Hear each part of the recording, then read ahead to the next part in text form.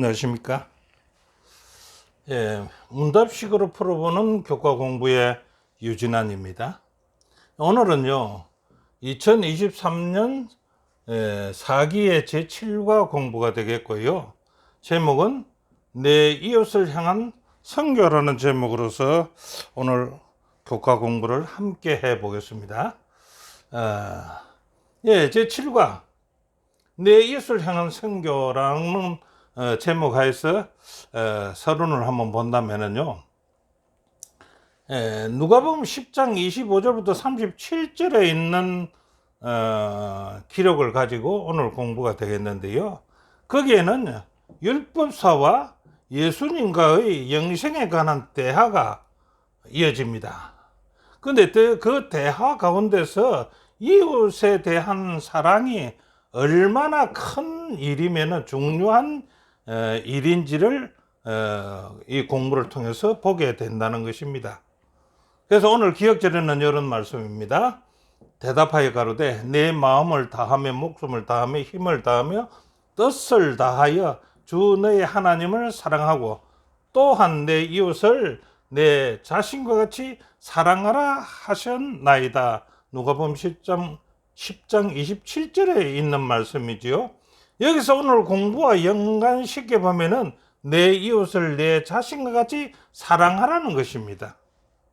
자, 그렇다면요, 하나님과 이웃을 사랑한다는 표가 가시적으로 나타나는가 이겁니다. 물론 가시적으로 나타나는 것이 사랑의 표가 되겠지요. 그러나 여기서 이 내용은 뒤에 공부하면서 알아볼 거고요. 자, 하나님의 사랑은 어떤 것을 하나님의 사랑이라느냐?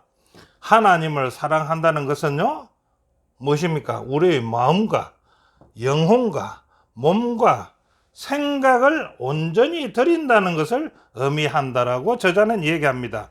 누구나 하나님을 사랑한다고 말할 수는 있지만은 그 말, 사랑하는 그 말의 무게를 감당하는 데는 의식적인 노력이 필요하다. 의식적인 노력이 뭡니까? 가시적으로 표가 나타난다는 말이 되겠지요. 자, 그 다음에 두 번째는 이웃 사랑입니다. 이웃 사랑. 오늘 공부가 이웃 사랑이니까요. 이웃 사랑은요, 하나님을 사랑한다는 또 다른 표는요, 우리가 이웃을 사랑한다는 것이라 이겁니다. 하나님을 사랑한다는 표는 뭐라고요? 우리가 이웃을 얼마나 사랑하느냐가 하나님을 사랑하는 표라는 거지요. 자, 어떤 사람이 나는 하나님을 사랑하노라 하면서 자기 행제를 미워하면 그는 거짓말하는 것이 되겠죠.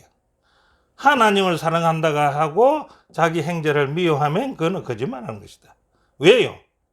눈으로 본 행제를 사랑하지 않는 그가 본 적도 없는 하나님을 어떻게 사랑할 수 있느냐 이겁니다.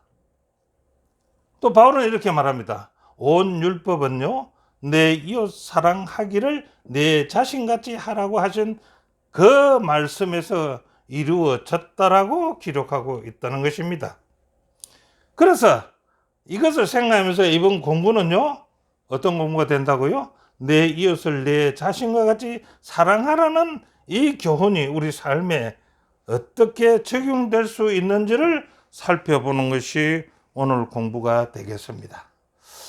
자, 첫째 날은요, 가장 중요한 질문이 있습니다. 인생의 삶에서 가장 중요한 질문은 어떤 질문일까요? 질문은 많지요. 그래서 인생의 가장 중요한 질문은 무엇일까라고 묻는다면은 나는 누구인가? 내가 누구인지를 먼저 알아야 되겠죠. 중요한 질문이죠. 그 다음에요, 나는 왜 여기 있는가? 나는 왜 여기 있는가도 중요한 문제지요. 질문 중에요. 그 다음 내가 죽으면 어떻게 되는가? 아주 중요한 문제지요. 그 다음에 나의 궁극적인 종말은 어떤 것인가라고 질문을 한다면 이 질문들은 다 가장 중요한 질문이 될 것입니다. 그런데 오늘 이 가장 중요한 질문은 어떤 질문일까 한번 볼 것인데요. 보기 전에 이 질문을, 위에 있는 이 질문을 하는 이유는 무엇인가 한번 알아봐야지. 그리고 그 의도는 무엇인가라고 한번 알아봐야 되겠죠. 자, 이유는요. 이렇게 질문하는 이유는 무엇일까요? 무슨 이유가 있길래 이런 질문을 할 거 아닙니까? 그래서 이 질문은요, 인간이란 즉 자신의 유한한 존재임을 자기가 자신이 자인한다는 질문이 이 질문이라는 겁니다. 자, 그 다음에요. 질문의 의도는 무엇일까요? 의도도 있을 거 아닙니까? 그 의도는 인간은요, 유한한 존재가 아님을 의문시, 이건 아닌 것 같은데 하는 의문시 하는 질문이 이 질문이기도 하다는 겁니다. 그래서 율법서가 질문을 하는 것입니다. 그러니까 율법서가 질문하는 거예요. 질문이 뭡니까? 누가복음 10장 25절이죠. 예수를 시험하여 가로되 선생님 내가 무엇을 하여야 영생을 얻으리까 하는 이 질문 의도는 무엇이며 그 질문의 궁극적인 측면은 무엇인가를 한번 알아보자 이거죠. 자, 첫 번째요. 이 질문에 불순한 의도가 있다는 것입니다. 의도는 불순한 의도가 있다는 겁니다. 자, 불순한 의도는 무엇입니까? 이 질문에서요. 자, 예수를 시험하다는 거다. 시험하여 가로되. 예, 요거 시험하다는 말이 헬라로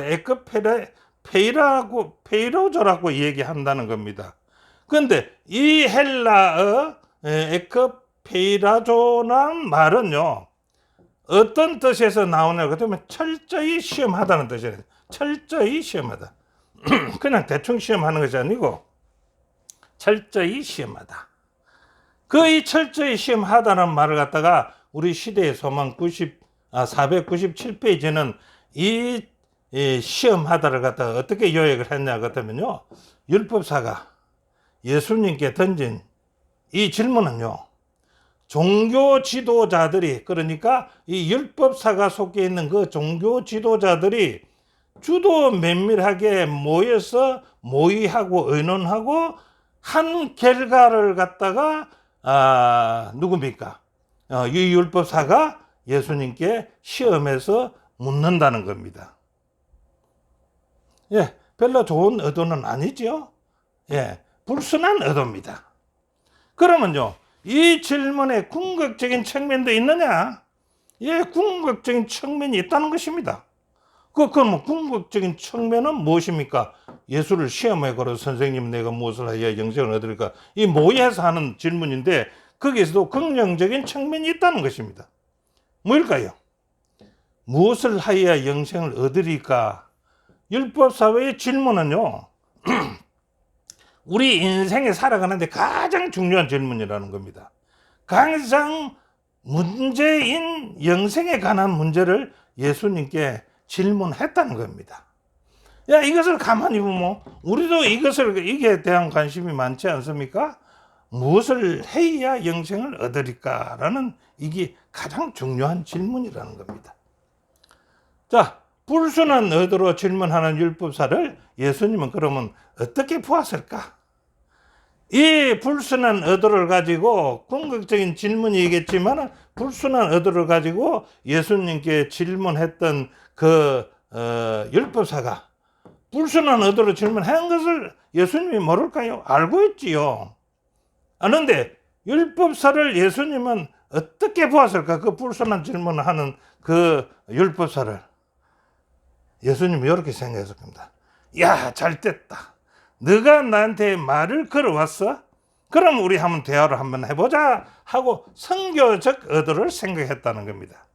그래서 율법사는요, 불순한 의도로 예수님께 질문을 했지만은요, 예수님은 이 기회를 틈타서 선교에 활용하기로 생각했던 겁니다.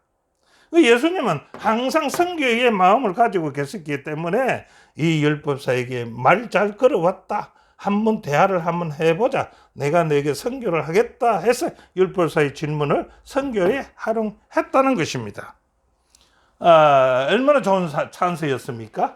우리는 율법사의 회의적 질문이든지 불신의 자세로 하는 질문이든지 거짓 질문이든지 헛된 질문이든지 모든 사람은 여전히 그 질문에 대한 것을 우리는 선교의 대상으로 보아서 대처해야 된다 이 말입니다. 예, 이런 모든 잘못된 질문을 하더라도 그 질문을 하면 무조건 나에게 말을 걸어온 것은 사실이니까 그것을 갖다가 우리는 선교의 대상으로 보아서 우리는 대처해야 된다라고 94페이지에 기록이 되어 있습니다. 자, 교훈에는요, 저전에 이렇게 말했습니다. 동기가요, 진실하지 않든지 진실하든지 관계없이 사람과의 만남도 예수님은 무시하거나 무례하게 대하지 아니하시고 그것을 전부 다 어디에 적용했다고요? 선교의 기회로 사용했다는 것입니다. 예, 우리도 그렇게 해야 되겠지요. 자, 두 번째 날은요, 예수님의 응답과 방법입니다. 그 불순한 질문을 하는 그에 대해서 예수님은 어떻게 응답하고 대답하는 방법을 썼느냐. 누가복음 10장 25절이죠. 어떤 율법사가 일어났어요. 예수를 시험하여 걸어도 선생님 내가 무엇을 해야 영생을 얻을까. 이 불순하게 묻습니다. 그러나 그 묻는 내용은요, 영생에 관한 거 아닙니까? 그 긍정적으로 생각할 수도 있다는 겁니다. 자, 율법사의 이 질문에 예수님은 어떻게 대답했을까? 예수님 대답이 기가 찹니다. 반문법으로 대처를 했다는 겁니다. 반문법으로. 그러면 반문법이 뭔데요? 반문법에 대한 효과가 있는데 그 반문법을 쓴 이유는 이렇다는 겁니다. 자각으로 자신의 생각, 염두에 둔 것을 가지고 자기 그 머리에 고정관념을 가졌거든요. 그것을 깨뜨리는 데에는 어떤 방법이 좋다고요? 반문법이 최고다. 그래서 예수님이 이 율법사에게 반문법을 썼다는 것입니다. 아주 좋은 효과를 볼 수가 있겠지요. 자, 예수님은요, 율법사에게 율법을 묻는 그 율법사에게 너희가 성경 읽어봤느냐? 이렇게 반문합니다. 그러니까 성경 읽어봤다 하겠지요. 그래, 성경을 읽었다면은 율법에 무엇으로 기록되었더냐? 그리고 그 기록된 건 내는 어떻게 읽었느냐라고 또 반문을 합니다. 그러니까 이 율법사가 실토를 하는 거죠. 누가복음 10장 27절 대답하여 가로되 내 마음을 다하며 목숨을 다하며 힘을 다하며 뜻을 다하여 너희 하나님을 사랑하고 또 뭐라고요?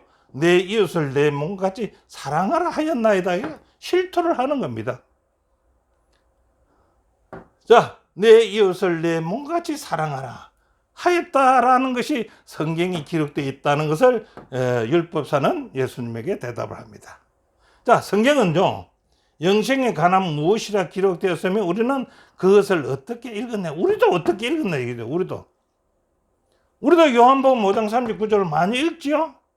어떤 말씀이 있습니까? 너희가 성경에서 영생을 얻는 줄 생각하고 성경을 상고하거니와 이 성경이 곧 내게 대하여 증거하느니라. 우리는 이 성경을 많이 읽지 않습니까?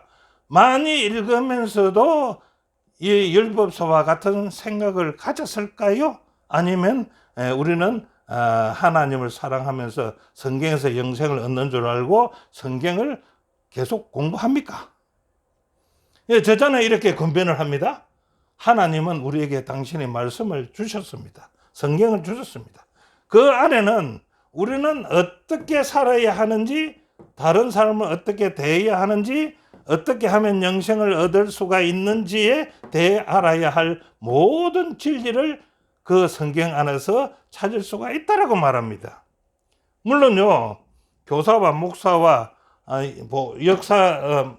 교사와 목사의 역할도 중요하지만은요, 결국에는 제일 중요한 것은 진리를 찾으려면서 자신이 성경을 읽고 연구해야 된다라고 얘기하고 있다는 것입니다. 자, 교훈에서는요, 예수님은 중요한 질문에 대한 대답을요, 성경에서 찾게 했습니다. 우리가 가진 많은 질문도 성경으로 돌아가서 답을 스스로 찾고 확인하는 것이 가장 필요하다는 것입니다. 율법사 성경을 읽었지요. 읽고 성경에서 답을 찾아야 되는데 예수님께 물었고 예수님은 반문했을 때 그가 대답을 했습니다. 자, 영생을 얻으려면 어떻게 해야 되는 거 대답을 이제 나와야 될 거 아닙니까? 그래서 영생을 얻는 원리를 묻는 율법사와 가르쳐 주시는 예수님의 대화를 한번 일방적으로 나열해 본다면요. 율법사는 질문을 이렇게 합니다. 선생님, 내가 무엇을 하여야 영생을 얻으리까? 거기에 반문으로 예수님이 이렇게 반문합니다. 예수께서 이랬어요. 율법에 무엇이라 기록되었으면 내가 어떻게 읽었느냐라고 반문을 합니다. 그러나 율법사는 대답을 합니다. 뭐라고요? 대답하여 가로되 내 마음을 다하며 목숨을 다하며 힘을 다하며 뜻을 다하며 주 너의 하나님을 사랑하고 또 내 이웃을 내 몸과 같이 사랑하라 하여 나이다. 이렇게 읽었다고 했습니다. 그러니까 예수님이 그렇게 이제 인정하죠. 옳지. 예수께서 이르시되 내 대답이 옳다. 옳지. 잘 읽었네. 그러면 그 읽은 성경대로 이를 행하라. 그리하면 네가 영생 얻을 것이다. 네가 살 것이다. 이렇게 예수님은 대답하시는 것 아니겠습니까? 뭐 이만큼 명쾌한 답이 어떻겠습니까? 자, 그런데 영생을 얻는 데는 지식과 행함의 관계가 있다는 것입니다. 그 관계는 어떠한가요? 많은 사람들이 구원을 받을 수 있는 충분한 지식은 있습니다. 지식은 가지고 있음에도 불구하고 자신이 알고 있는 것을 순종하지 않아서 구원을 잃게 될 것이다. 알과 실천 사이의 간격은 그만큼 중요한 문제이다라고 98페이지에 기록이 되어 있습니다. 즉 말해서 영생을 얻으려면 지식도 있어야 되는데 그 지식만 가지고는 구원을 얻을 수가 없다. 율법서가 얼마나 지식이 많았습니까? 성경을 통달한 사람 아닙니까? 그러나 그들의 행함에 관계에 대해서는 잘 몰랐다 하는 거 아닙니까? 예, 대답이 옳다. 이를 행하라.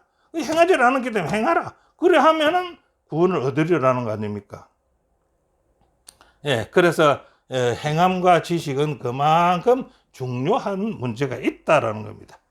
자, 야고보 2장 17절에는 사도 바울은 또 이렇게 얘기합니다. 야고보서 2장 17절에는요, 행함이 없는 믿음은요, 그 자체가 죽은 믿음이라고 한 것입니다. 그런데 이 뜻이 무엇인가요?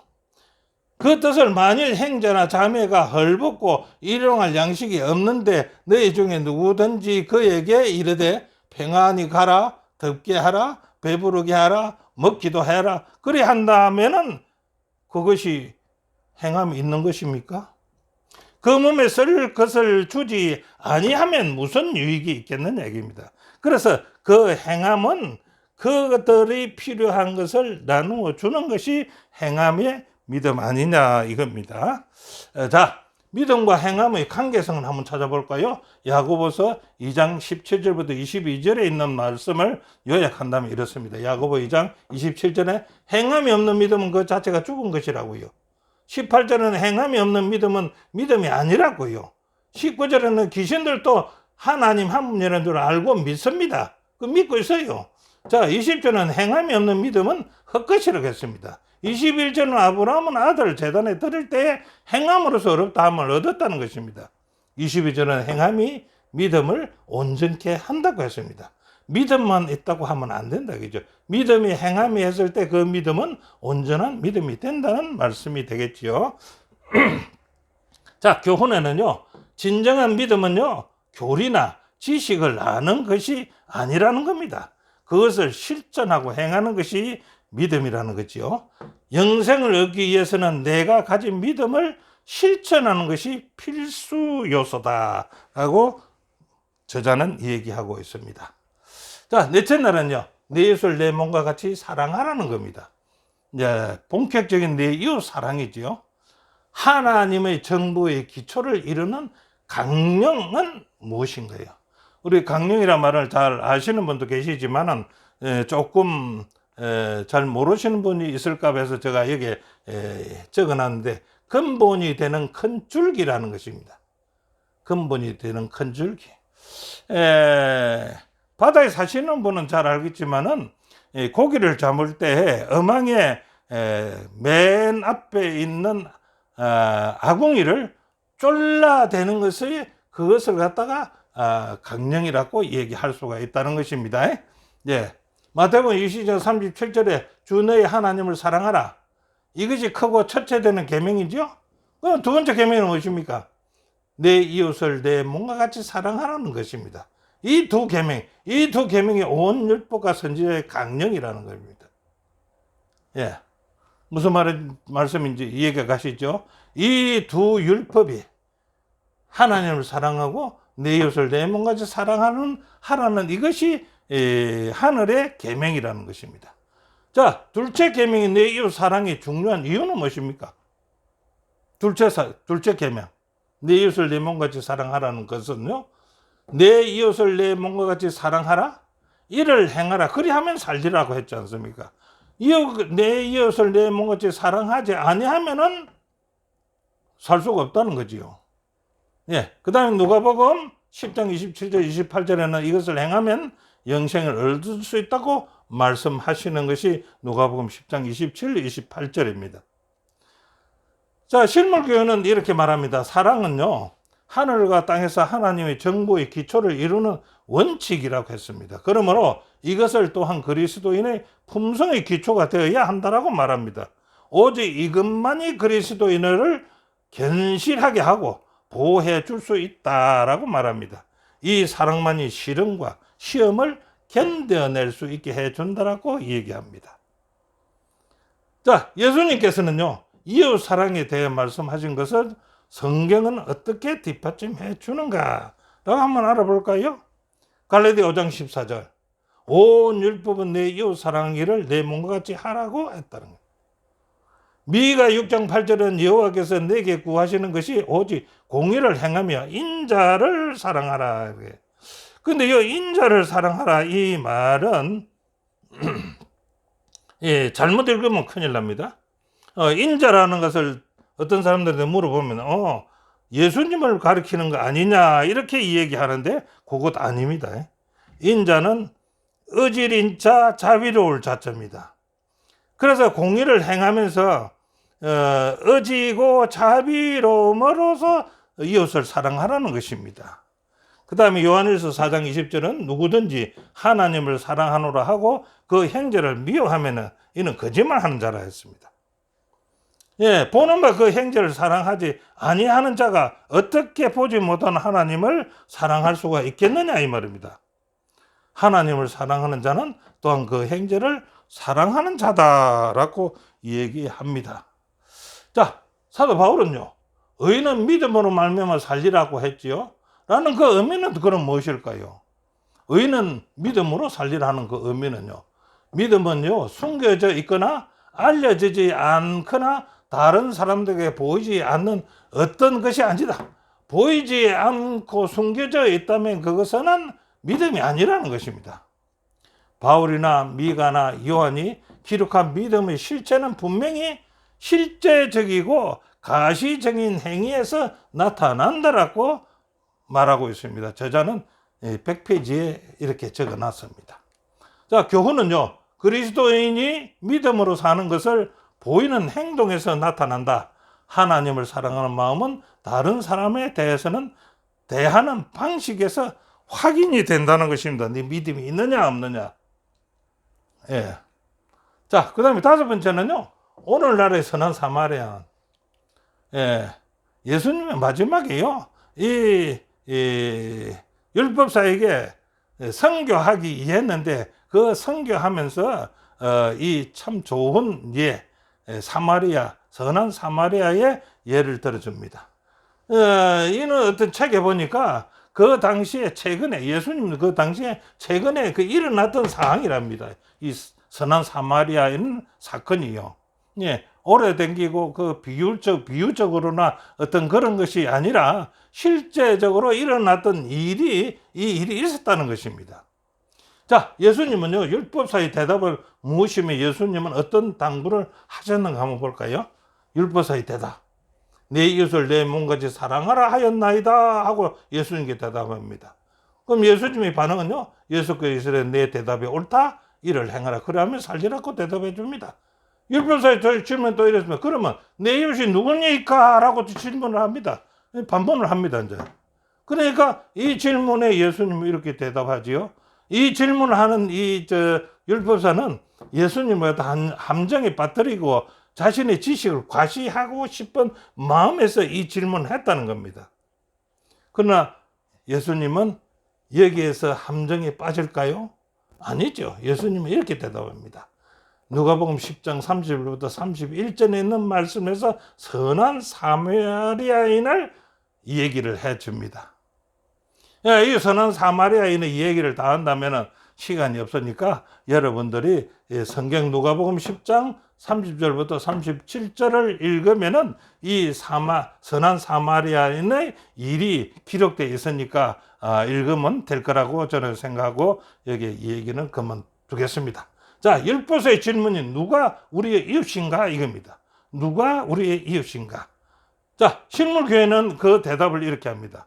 그리스도께서는 이 문제를요, 선한 사마리아인의 비유로서 대답을 했습니다.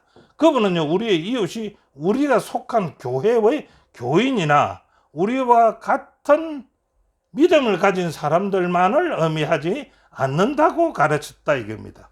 그것은 인종이나 피부 색이나 계급 차별과는 관계가 없다는 것입니다. 우리의 이웃은요, 그가 누구이든지 간에 우리의 도움이 요구되는 사람들이면 전부 다 이웃이다.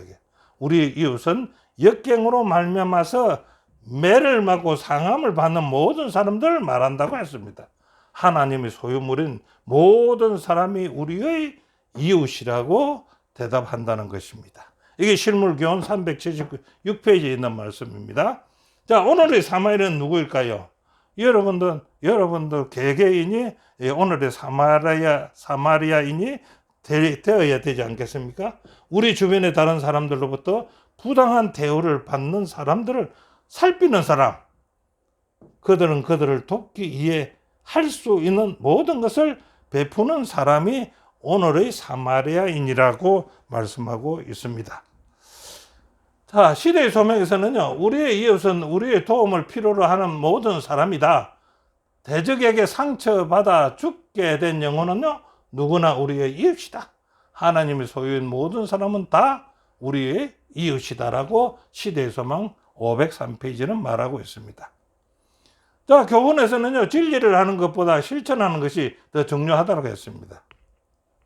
진리를 아는 것보다 실천하는 것이 더 중요해. 진리를 아는 사람들이 하는 말이겠지요. 내가 사랑해야 할 나의 이웃은 동료나 교우, 동족만이 아니고 나의 도움이 필요한 모든 사람이 나의 이웃이다. 이렇게 알아야 된다는 것입니다. 자, 결론은요. 저자는 결론을 이렇게 맺었습니다. 구원을 얻기 위해 내가 무엇을 해야 할 것인가는 인생에서 중요한 질문입니다. 하나님의 법을 지키는 것은 사랑을 실천하는 것이고 이는 이웃을 향한 사랑을 나타낸다는 것입니다. 그리스도인은요, 말씀을 읽고 삶에 그 말씀을 적용해야 실천해야 된다는 것입니다. 자, 믿음으로 사는 것은요, 추상적인 것이 아니라는 것입니다. 실제적 행위에서 드러나며 참된 믿음은요, 그 열매를 맺는 것이다. 그러니까 즉 일을 해야 된다는 것이죠. 그리스도인은요, 이웃에게 다가가 그들에게 사랑을 전하는 진정한 이웃이 되어야 한다라고 말했습니다. 그리스도인은 이웃에게 다가가서 그들에게 사랑을 전하는 진정한 이웃이 되어야 한다는 것입니다. 자, 구원과 우리의 행위는 어떤가요? 당신은 구원을 받기 위한 행위로 노력하는가? 아니면 예수님 안에서 이미 받은 구원을 삶에서 실행하고 있는가? 오늘 여러분 한번 공부를 하신 분들은 한번 생각해 보시고, 내가 정말 예수 안에서 받은 구원이기에 나의 삶에서 하나님의 율법을 실행하고 있는 것을 다시 한번 염두에 두고 우리의 믿음을 해 나갔으면 아주 좋겠습니다. 오늘 공부는 여기까지입니다. 시청해 주셔서 대단히 감사합니다.